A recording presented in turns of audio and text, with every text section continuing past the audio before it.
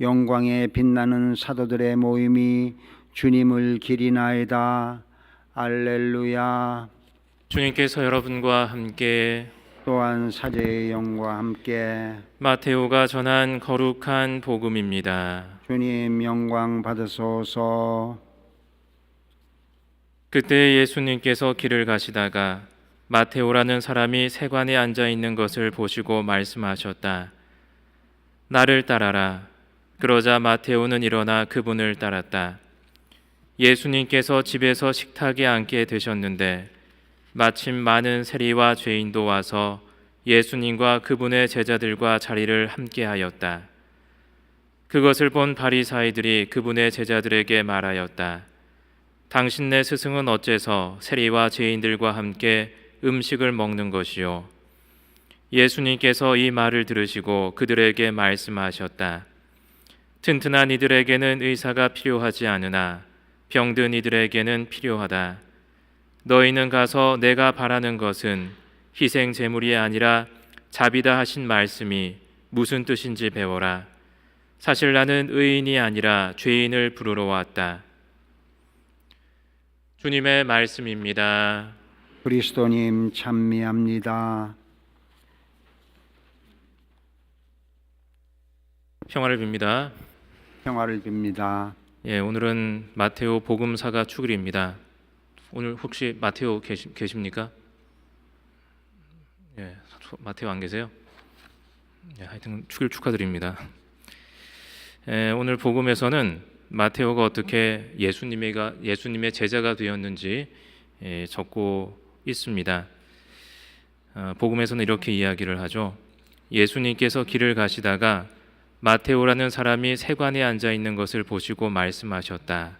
나를 따라라. 그러자 마테오는 일어나 그분을 따랐다라고 아주 짧게 적고 있습니다. 마테오가 어떻게 예수님을 따르게 되었는지 아주 짧게 적고 있는데, 그런데 이 짧은 이야기를 바라보고 있으면 마테오라는 인간이 가지고 있던 감정들을 조금을 느낄 수 있는 것 같습니다.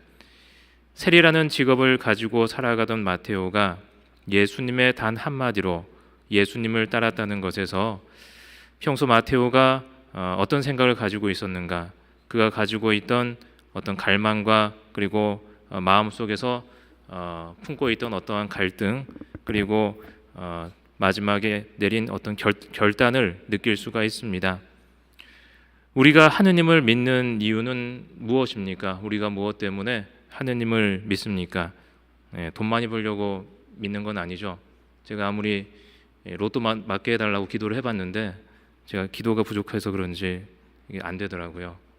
그래서 그런 것 때문에 하느님을 믿는 것은 아닌 것 같고, 우리 마음 속에도 마테오와 같은 갈망이 있기 때문에 우리가 하느님을 따르는 것은 아닌가 합니다. 어떤 사람은 자신에게 그러한 갈망이 없다고 이제 이야기를 하는 사람도 있지만, 그 갈망은 우리가 모르는 어떤 그리움의 형태로 우리에게 남아 있을 수도 있고, 또는 불안이라는 형태로 우리를 늘 따라다니는 것 같습니다. 그래서 그러한 갈망을 가지고 있던 마테오는 많은 생각을 했겠죠. 자신의 어떤 삶 안에서 자신이 가지고 있는 어떤 많은 생각을 했던 것 같습니다. 동족에게서 세금을 거두어서 지배자인 로마인에게 가져다주는 세리라는 어떤 자신의 직업, 그리고 그로 인해서 받는 천대, 그리고 죄인으로서의 자신의 운명, 그런 것들 생각하면서 그럼에도 불구하고 그 자리를 쉽게 떠날 수 없던 그가 예수님의 한마디에 그 자리를 박차고 나오게 되는 것이죠. 그가 평소에 꾸준히 자신의 갈망에 귀를 기울이지 않았다면 그는 그러한 결단을 내릴 수가 없었을 것입니다. 사실 예수님의 제자들이 다 그러한 모습들이었죠. 마테오와 같은 모습을 다 가지고 있었습니다. 처음부터 예수님을 따르자고 마음먹은 것이 아니라 자신들이 각자 가지고 있는 그 다양한 결핍을 따라갔을 때 그것을 채워줄 수 있는 유일한 분이 바로 예수님이라는 사실을 공통적으로 발견할 수 있었던 것이죠. 각자 다양한 갈망을 가지고 있지만 그 귀결에는 예수님만이 존재하신다는 것입니다. 그래서 고기를 잡던 베드로도 요한도 각자 다양한 위치에서 다양한 갈망을 가진 제자들이 그렇게 예수님을 따르게 되었습니다. 그것은 계획된 것이 아니라 우리에게 문득 찾아오는 놀라운 깨달음이기 때문에 갈망을 가지는 인간만이 자신도 알지 못하는 사이에 예수님을 따르는 결단을 내리게 되는 것 같습니다. 우리는 우리에게 있는 갈망을 다른 것으로 덮으려고 하죠. 그것을 우리에게 있는 갈망을 다른 것으로 채우려고 합니다. 그것이 개인적인 성공일 수도 있고 또 일상의 근심이나 걱정이 그러한 갈망을 덮을 수도 있고 혹은 술이나 도박 같은 것에 우리가 의지하면서 그 갈망을 채우려고 하는 경우도 있습니다. 우리가 맹신하고 있는 그 무엇, 바리사이나 율법학자가 가지고 있던 종교적인 그러한 것조차 우리의 갈망을 덮어버리는 것에 해당할 수가 있는 것이죠. 그래서 우리는 믿는다고 이렇게 성당에 나오지만 여전히 그 갈망을 채우지 못한 채 있는 그러한 부분도 분명히 존재하는 것 같습니다.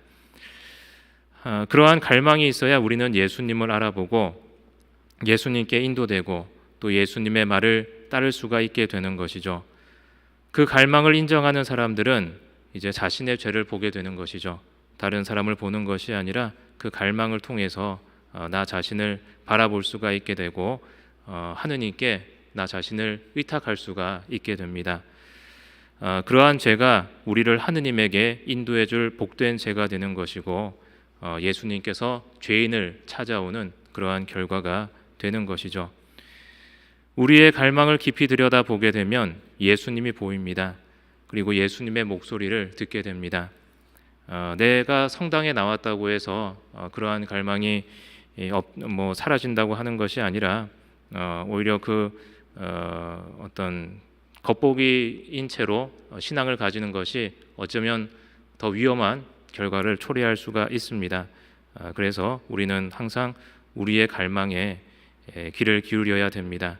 그리고 그때 우리는 예수님의 부르심을 들을 수 있어야 되고, 그런데 그 부르심은 사실 우리가 잘 들을 수 없는 소리죠. 그렇기 때문에 그 목소리를 들었을 때 우리는 어떤 결단을 내려야 될지 잘 생각해 볼 수 있는 그러한 시간 가지시기 바랍니다.